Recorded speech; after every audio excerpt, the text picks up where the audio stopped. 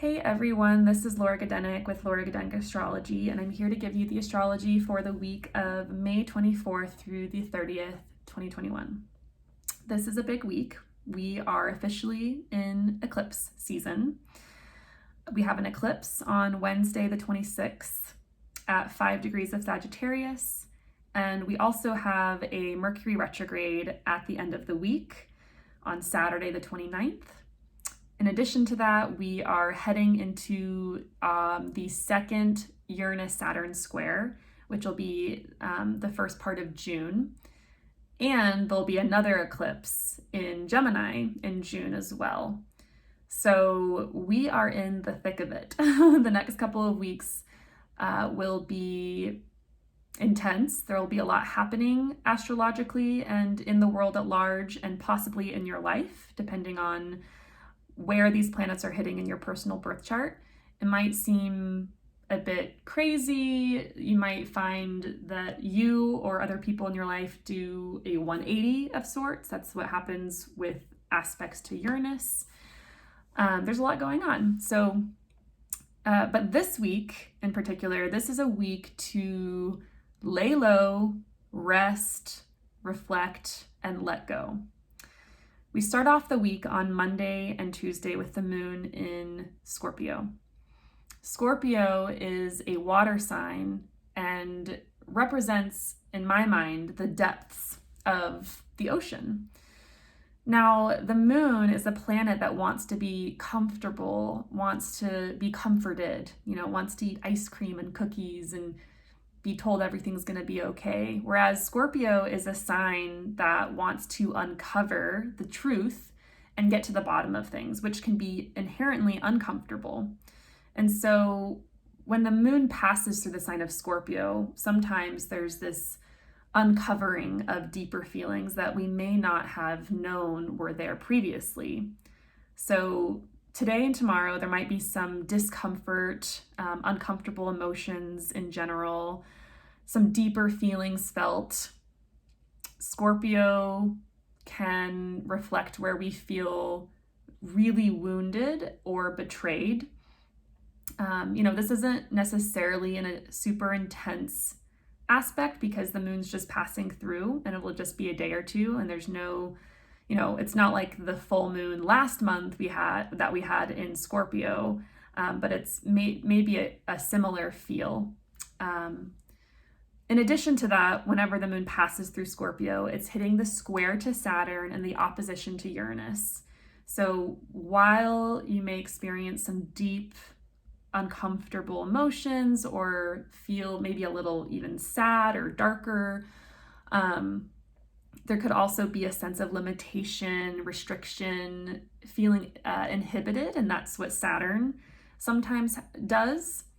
And with Uranus in the mix, Uranus is a planet about freedom and innovation and change, drastic change. So there might also be this sense of wanting to get unstuck, wanting to make a drastic change, or feeling internally anxious, and wanting to be released from those emotions.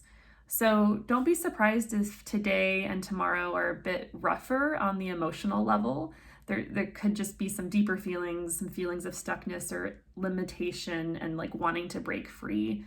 But also an excellent couple days to do a deep dive into your psyche, into your emotions, into why you're feeling that way. If you do therapy, excellent time to have a therapy session. So that's Monday, Tuesday. Wednesday, we have the eclipse in Sagittarius. This is the 26th of May, and the eclipse is happening at 5 degrees of Sagittarius around 5:14 a.m. Mountain Time.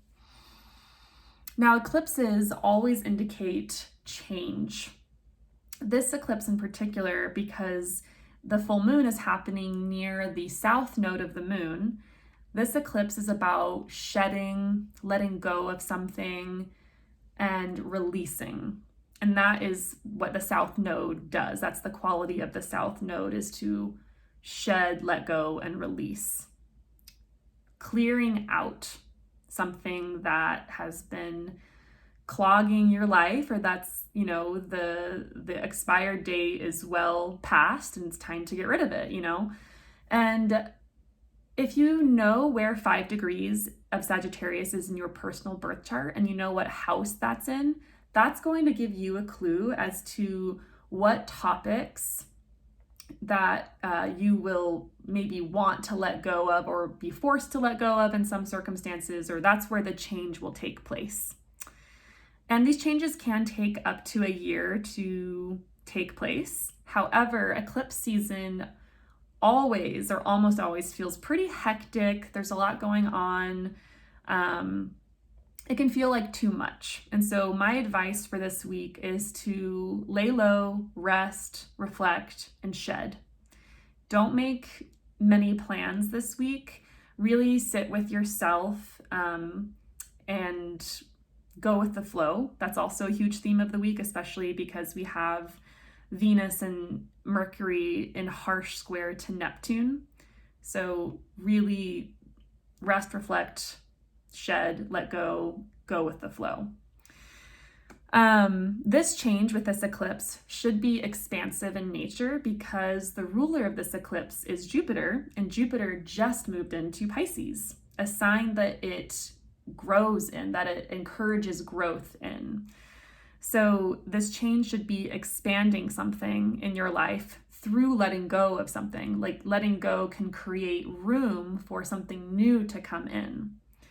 And, you know, I would say this change may be spiritual in nature or could just have something associated with longing or with desire. You know, the change needs to be reflective of something that feels good, because Jupiter in Pisces is about what's inspiring to you.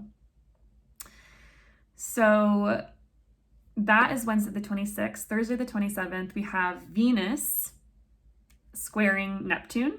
Venus is about to conjoin Mercury on Friday the 28th. So it's we can't really talk about Venus's square to Neptune without Mercury there.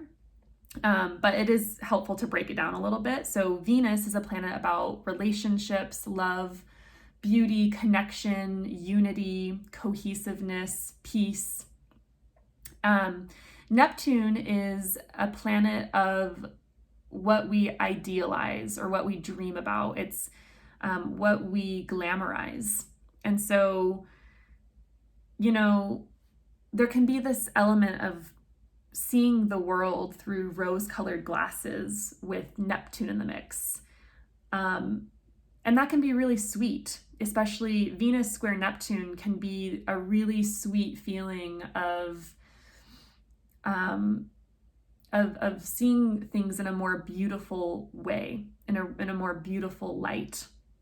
However, when in square to Neptune, some of the more negative components of Neptune can come out. Things like disappointment, not seeing things clearly, being disillusioned, seeing things in a fog or in a very unclear way.